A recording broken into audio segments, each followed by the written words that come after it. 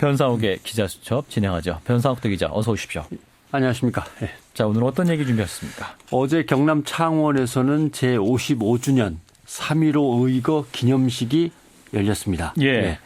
이완구 국무총리께서 내려가셔가지고 기념식에 참석을 하셨는데 반세기가 넘는 시간이 지났지만 자유민주 정의의 3.15 정신은 지금도 우리의 맥박에 요동치고 있다라고 얘기하면서 부패 없는 깨끗한 나라를 만들겠다. 어떤 상황이나 명분으로도 폭력은 민주주의 자체를 부정하는 행위이며 특히 리퍼트 주한 미국 대사 피습 사건은 결코 용납할 수 없는 범죄로 법치 질서에 대한 도전이다. 이렇게 지적을 하기도 했습니다. 예. 뭐 다 옳은 말씀인데 뭔가 완전히 공감이 안 되는 그런 내용도 있네요. 그런 부분이 있나요? 예. 마산 앞바다를 보면서 권력의 책임자가 폭력은 있어서는 안 된다라고 얘기하는 것 자체가 약간 아이러니컬하다고 해야 될지 어불성설이라고 해야 될지 그런 게 있습니다. 왜냐하면 마산 앞바다를 떠올리면 제일 먼저 생각하시는 것은 역시 3.15 부정선거를 규탄하다 실종된 김주열 군. 예. 결국 눈에 최루탄이 박힌 채 마산 앞바다에서 시체로 떠올랐습니다. 떠올랐었죠. 예. 이후에 이제 이승만 폭력 정권을 무너뜨린 민주화 시위의 기폭제가 되었죠.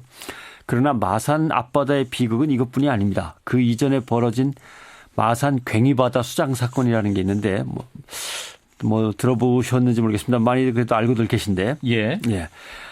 마산 괭이바다 수장 사건을 설명하려면 보도연맹 사건부터 약간 설명을 다시 해야 됩니다. 예. 이건 뭐 많이 알고 계실 텐데 6.25 전쟁이 시작될 무렵에 이승만 정부는 좌익 인사들을 솎아내겠다는 목적으로 보도연맹이라는 걸 만들었습니다. 잘 이끌어서 안내한다는 뜻의 보도연맹입니다. 예.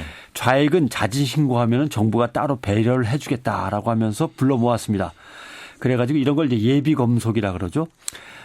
그런데 지역 할당량이 있어요. 그러니까 군인과 경찰들은 지역 할당량을 메우기 위해서 채우기 위해서 아무 관련도 없는 주민들을 갖다 막 끌어 모았습니다. 주민들은 밀가루하고 고무신 배급 준다는 줄 알고 도장을 쾅쾅 찍고 보도연맹에 다 가입했습니다. 예. 또는 진보 성향이나 약간 중도 성향의 지식인들도 또는 관이나 정책에 대해서 비판적이던 사람들도 당신은 왜 빨리 안 들어오냐 그래갖고 다들 끌려 들어갔습니다. 그리고 전쟁이 일어나면서 국군과 경찰은 후퇴하면서 이 보도연맹원들을 모두 학살하기 시작한 거죠. 예. 국회 자료에 의해서 마산 사건을 재구성해 보면 이렇게 됩니다. 마산에서 보도연맹원이 마치 이제 새마을운동 회원이나 되는 것처럼 다들 가입을 했단 말입니다.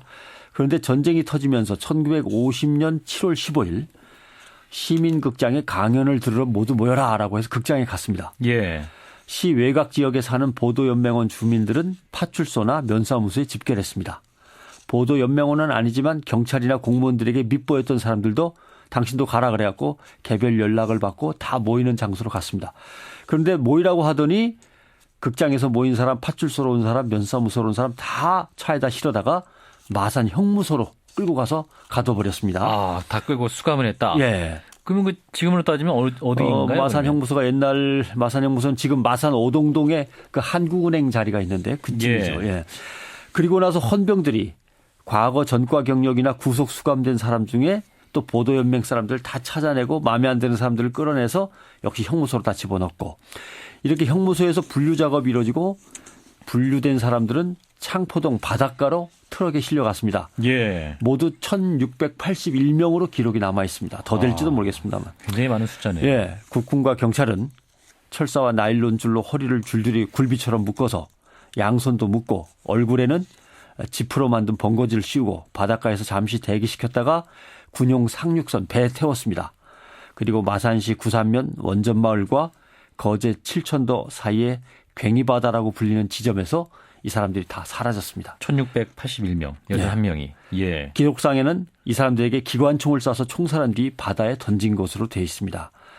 그 전에 마산 형무소에서 이 사람들이 잠시 갇혀 있을 때 강간과 총살 사건이 있었던 것도 기록이 되어 있습니다. 예. 강간에 결국 저항을 포기했던 여자들은 살아남았고 강간을 끝까지 거절한 여자들은 배에 태워져서 역시 마산 앞바다에 던져졌습니다.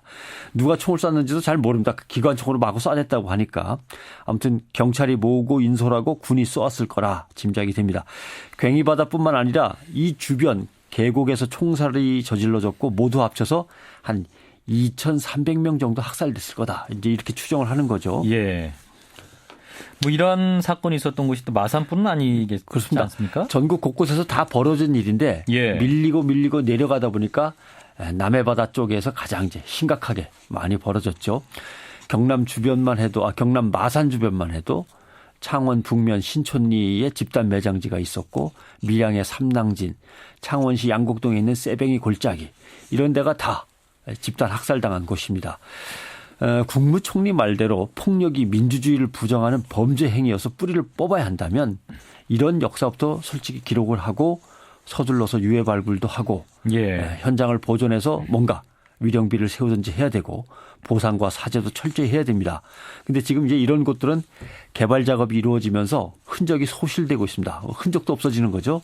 유가족들이 유해를 찾을 틈도 지금 제대로 없는 거죠. 예. 뭐 결국은 폭력은 안 된다. 이렇게 국무총리가 말을 하지만 이러한 국가의 폭력으로부터 또 폭력부터 이제 경계하는 것이 국무총리의 첫 번째 과제가 되지 않을까. 그렇습니다. 국가의 폭력이 방치되면요. 예. 폭력과 그 좌절과 패배감 이런 것들이 사회 속으로 번져나갑니다. 예. 우리가 요새 겪고 있는 군에서 직장에서 대학에서의 폭력, 성폭력 이런 것들도 어쩌면 이것이 이제 밑바탕이 되는지도 모르죠. 예. 여지껏 이러한 국가 폭력에 대해서 국정 책임자가 최고 책임자가 나서서 공식적인 사과를 한 건 딱 하나밖에 없습니다. 노무현 대통령이 했던 제주 4.3 사건 공식 사과 딱 한 건뿐입니다. 국무총리니까 국정의 책임자니까 이런 부분에 대해서 생각을 좀 다시 해줬으면 좋겠다라고 하는 생각을 합니다. 국가 폭력이나 국가 범죄의 예방을 위해서 어떻게 해야 될 것이냐.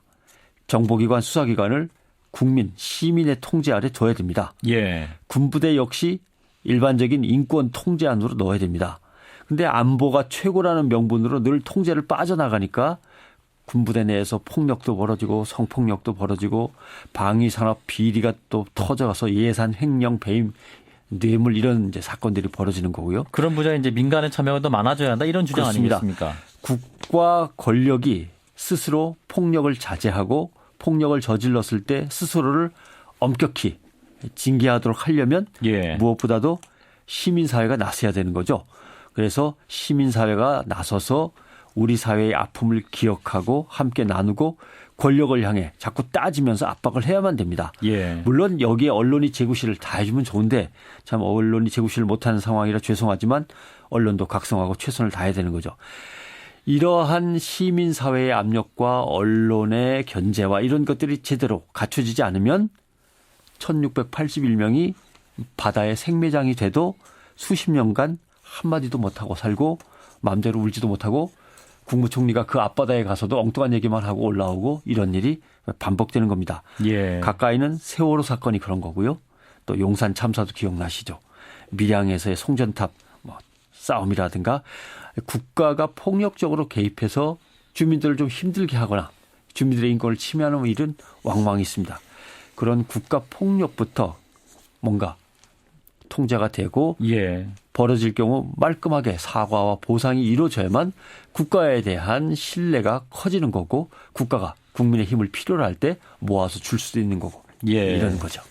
네, 이른바 마산 괭이바다 수장 사건. 네, 마산 앞바다에 잠들어 있는 1681명의 역사 짚어봤습니다. 변상욱 대기자였습니다. 고맙습니다. 고맙습니다.